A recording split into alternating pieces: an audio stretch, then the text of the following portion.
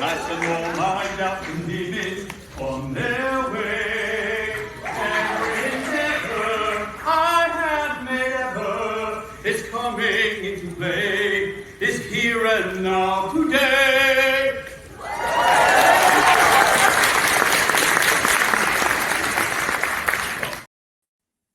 Yes, indeed, friends. This is the moment. I want to welcome all of you. You're going to ring of the victory bell for being here and being so amazing. And you know who else is also amazing?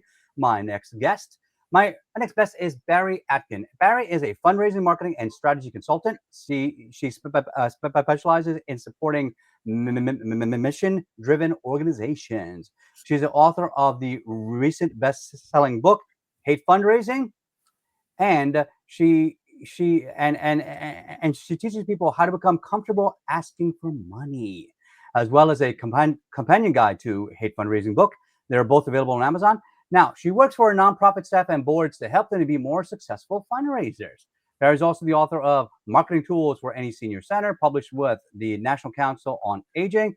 Barrie holds a Harvard MBA, an MS in education from University of Pennsylvania, and a BA from Brown, and a certificate in professional fundraising. So without any further delay, let's welcome Miss Barrie Atkins, the one who walked uphill to school both ways in the snow, barefoot, the one, the only Barrie Atkins.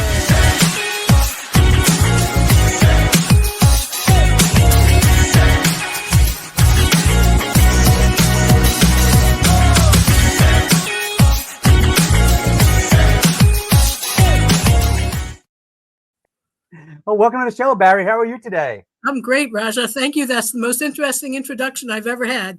That's what they all say. Going up on the snow, I'll have to remember that. Yep. So you were here, so you get a ring of the victory bell, and I want to tell everybody else, if you want to get a ring of the victory bell, click that link down below so that you can leave comments during the live. So let's just jump right in. Now, got a few questions for you. You've told me that you used to hate fundraising. And a lot of people don't like to ask for money. So what changed you? Why did you have to change? Well, I changed because I found out something about myself.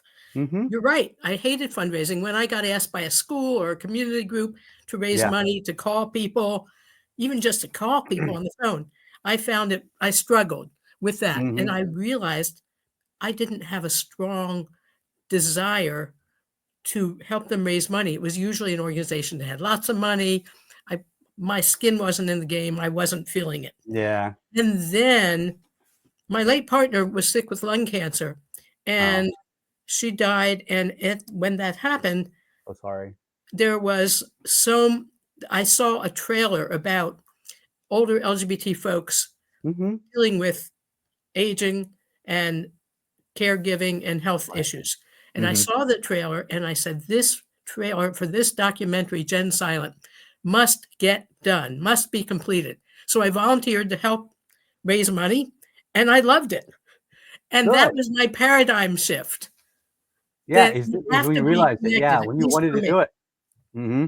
Yeah. It changes the whole world on you, doesn't it? Now, what are some of the most important things that people should keep in mind when they're asking for money for fundraising?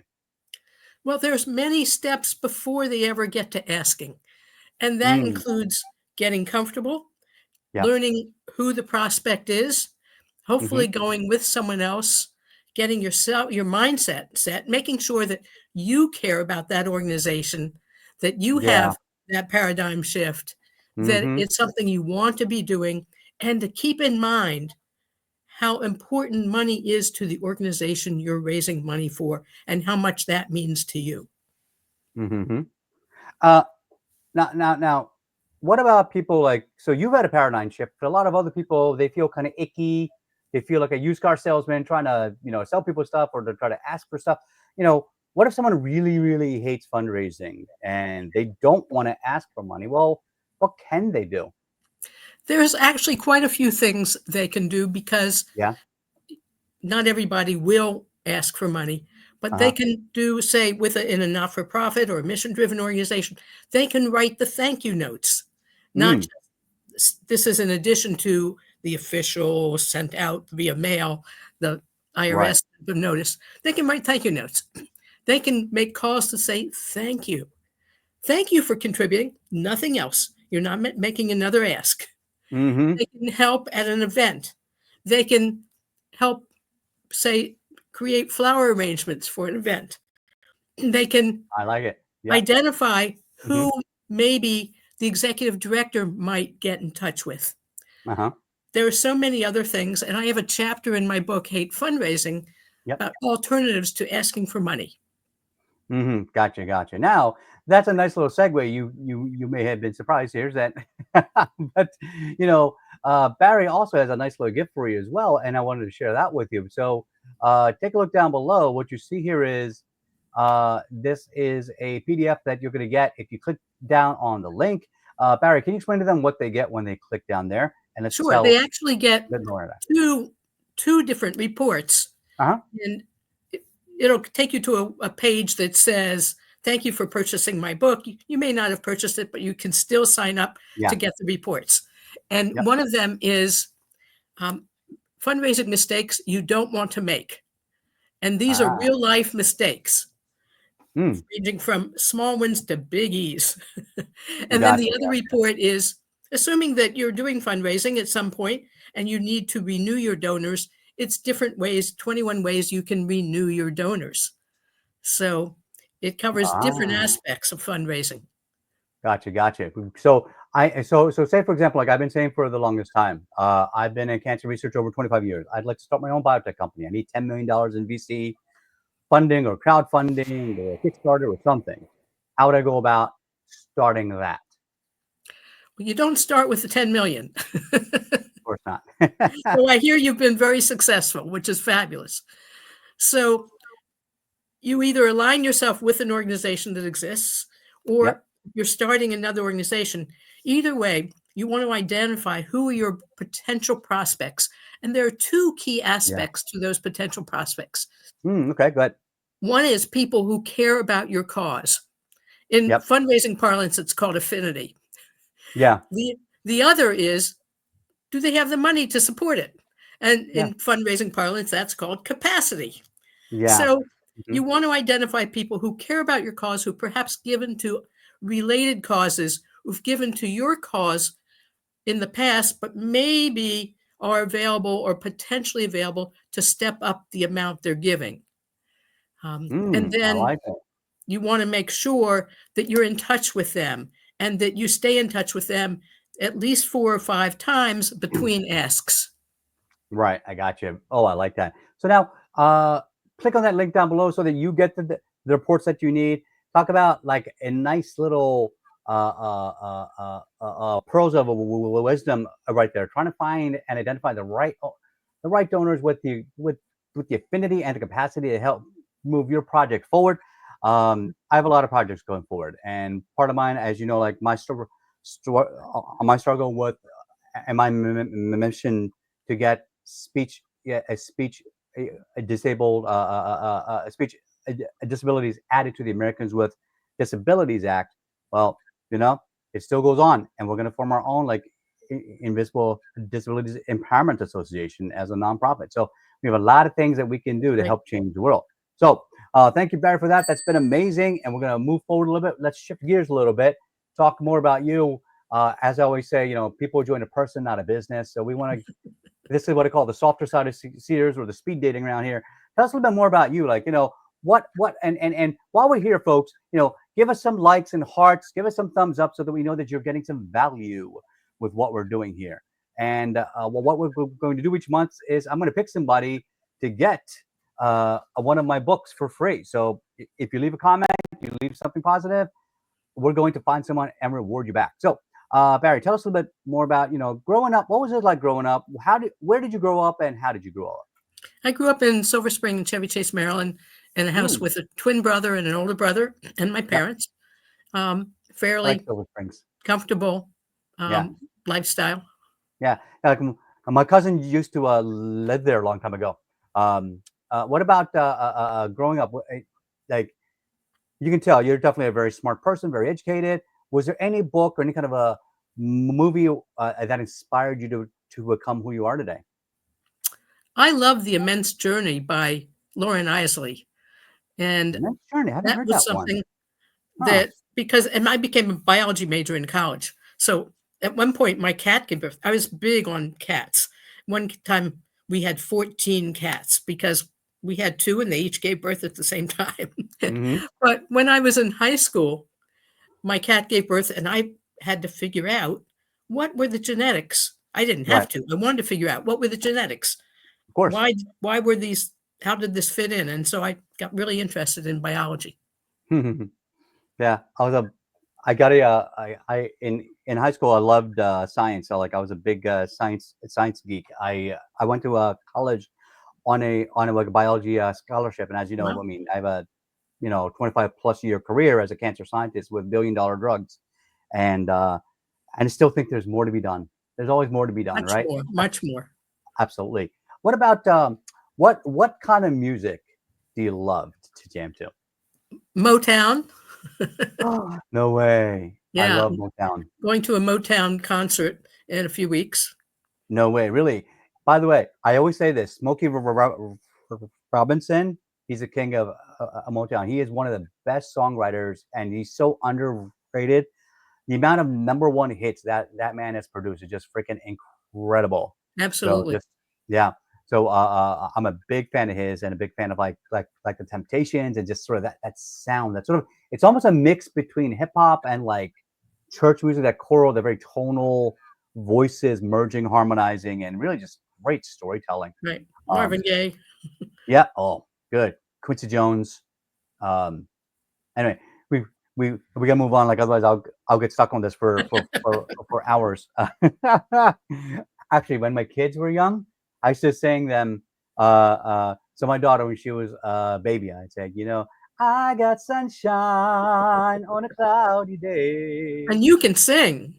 When it's cold outside, I got the month of May. And I just sing that to her, and it was so cute to hear them because they'd hear my voice and they automatically go, hmm? They start to look at me like straight in my face, and they, if they were crying, if they were grumpy, if they were, pooped their diaper, it didn't matter. They stopped because I'd start singing it to them, and so that's why I love that Motown sound. It helped me calm down my children when I was changing diapers. What about you know, is there a popular quote or someone like a motivational speaker or a mentor that helped inspire you? Well, I'd like to give a quote from Eleanor Roosevelt, Oh, please which do. I love Elmer. which I put in the beginning of my book. Okay. You gain strength, courage, and confidence by every experience in which you really stop to look fear in the face. Ooh, very nice. I like that. So if you hate fundraising, go out and learn how to do it, and you'll have less fear. Absolutely. And by the way, like one of my other two of my favorite quotes are from both Teddy Roosevelt and from Eleanor Roosevelt. I'm gonna piggyback yours with this is another Eleanor Roosevelt quote. She said that no one can make you feel inferior Huh, without your permission. that's great.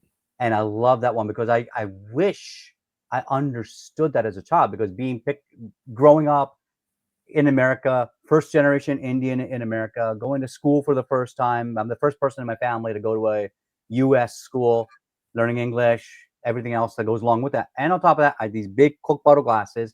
And my third strike was I had a severe stutter growing up. So I had to deal with these three strikes against me.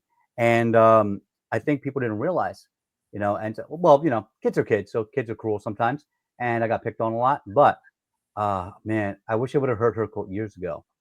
And then uh, Teddy Roosevelt, the other quote that he said that I really like is that people don't care what you know until they know that you care. Wow. Isn't that powerful? Yeah. So simple and so true. Because I remember thinking, because I was a very type A personality growing up. I wanted to achieve, achieve, achieve, achieve. But underneath that, I was very insecure. I was very insecure. I was very achievement oriented because I just wanted people to like me. I just wanted the respect. But the achievement alone is not what gets you the respect. It's the connection you make along the way. So I think a lot of people that are type A's, they think when they reach the finish line, all of a sudden there's accolades of respect show up. It doesn't.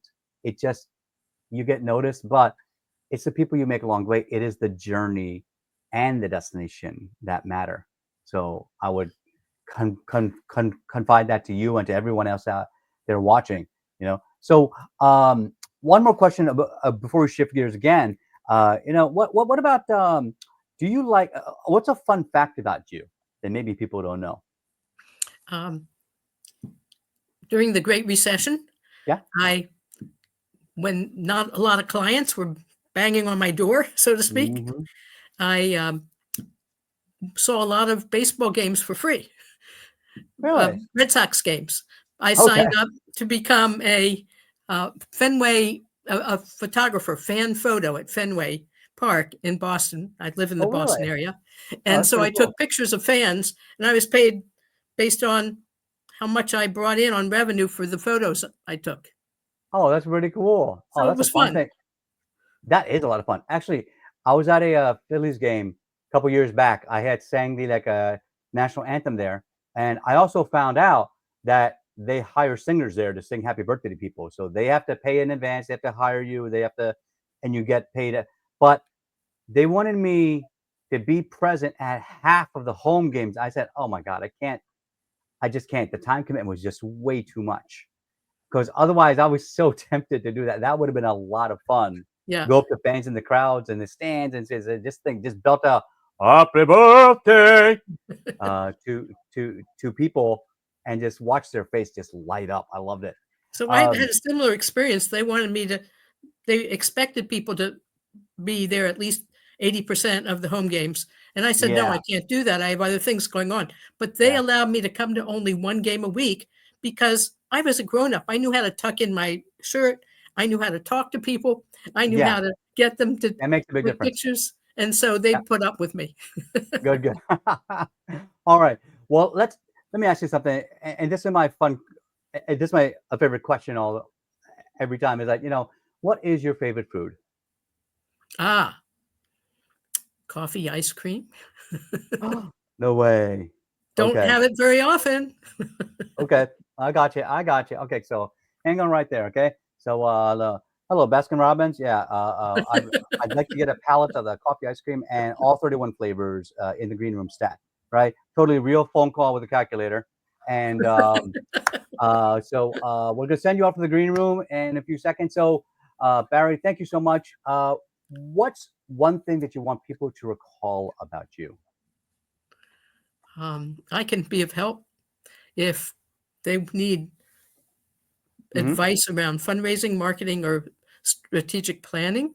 Yep. And they can also find my book, Hate Fundraising, on Yep. Amazon.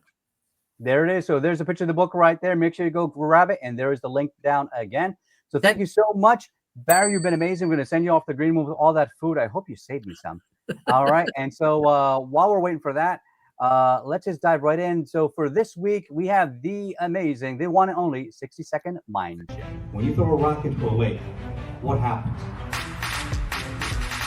No, there's a splash. You make an impact, and then you get waves. And then you don't know where those waves are going. Those waves are going past around the reeds, and you don't know where that impact is. So all of you out there, when you're on stage, you don't know where your impact is going to end. It's never going to end. All right, folks. So Barrie's talking about we hate fundraising. We hate to ask people for things, especially money. But here's the thing. Why should we care what other people think? Why should we care when we know we're doing good? I think sometimes we forget, we get self-conscious because we're saying, oh, well, they're not going to, they're going to say no, or they won't like me, or they won't want to support what I'm doing. Never prejudge anybody. There's a great book out there called a sales book, say Get Past the No, right? And what it talks about is basically, expect out of 100 no's, just try to make a list of 100 people that tell you no. Just do it and see if you can even get to 100 people straight saying no. It's not going to happen, because what happens is they're going to feel your passion. They're going to feel your emotion with what connects with you. When I talk about invisible disabilities, which are really invisible superpowers, people can feel the passion. They know my personal story, my journey. They know about my 2 TED Talks and my 3rd one on the way. They know about my 3 best-selling books because I've shared my story, and it's real, it's personal. So I want to share that with everybody. And when people hear about it, they connect. And so that's all you have to do is you have to connect your passion for why you're doing it and say, if there's anything you can do, we'd appreciate it. All of a sudden, all the gifts start coming out. I mean, every year my goal is to just raise $1,000 every year for some charity, and whether it's NSA, the National Stuttering Association, whether it's for the Optimist Club, whether it's for Toastmasters, whether it's for another cancer charitable event. I think that there's plenty of good out there, and when you give, you also receive. Think about that. Everybody out there that is big, we all give, right? Because the world is more than just your inner circle. The world is the whole world we share. All right. So let's bring back Barrie and find out how good was her food. So Barrie, welcome back. So Barrie, how was your ice cream? And you saved me any? Fabulous. Fabulous. All right. Good. All Can't eat ice cream now for another 2 months. Okay. No worries. Like, I'll order some more later. What did you think about that 60-second mind shift? What's your big takeaway? And what would you add to that? Mind shift is so important. And for people who are trying to fundraise, that mind shift is really critical for that. As I mentioned earlier about my own paradigm shift. Yeah. And it's interesting. Like, you are now on episode number 428. I had a mind shift maybe 3 years ago when I started this show. I didn't know what I was doing. Let's be honest. I didn't know what I was doing. I was like, should I do a podcast? Should I do a video thing? This was just a training platform for my clients to teach them mind shift. And they loved it and it worked. And all of a sudden I just started using it as an interview platform. So guess what? I have the most fastest growing podcast that's not a podcast, because I have a live stream show off of 4 or 5 different platforms. And so as a result of that, my impact has grown. My visibility has skyrocketed. Last year was a big year. I mean, I booked my 3rd TEDx. My 3rd book became an international bestseller. And, this actually in 2 days, I give my 6th annual speaker confidence workshop. I teach executive communication to corporate employees. I'm going to have about 200 people in a big room over at the GlaxoSmithKline, because I learned to build the plane as I fly it. And you're going to do the same thing fundraising. Just build the plane as you fly it. You don't have to be perfect. In fact, if you're too perfect, people don't trust you, right? They think you're trying to hide something. Be you. Be authentic. Be you, right? And as soon as you're comfortable in your own skin, everybody else will be too. All right, so Barrie, we are near the end of our time. I just got to say, you've been amazing. I want to give you another ring to the victory bell. And there is her book link again. Make sure you grab it. If you've not done that, the PDF link. So make sure you grab that. And Barrie, our last question every day is always this: if somebody were to give you a blank check, you have unlimited resources, what is your grand vision to change the world? You eliminate hunger, especially among children. Yes. Worldwide. I agree. And that's part of my bucket list. I have a list of 7 world problems I want to change when I become a multi-billionaire philanthropist. And my goal is to live off of 1% of income, and the other 99%, I want to solve world problems, real problems. Just like what you said: end hunger, end slavery, and trafficking. Make sure all children get an education, clean clothes, a safe environment to grow up. If we can reduce some of this a political clout between countries and nations, and realize we're one planet, one species. There's only one race. Right? And let's see if we can view our future from that perspective. And that reminds me of one thing: is that David Frankl,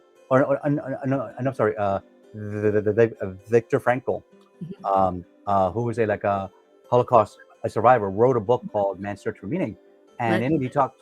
And one of my favorite quotes from that book is, "You have zero control over what happens to you, but you have 100% control over your perception of what happens to you and how you react to that." That's right. So you can change your life at any time. Just change your perception. Things don't happen to you; it happens for you. All right. Thank you so much, Barrie. You've been amazing. I want to Rush, thank thank everybody. you so much. Thank you. My pleasure. And thanks everybody for being here. And as always, this is Coach Raja. Don't fake it till you make it. Instead, believe it and become it. And we'll see everybody on the next show. Have a fantastic day. Bye-bye.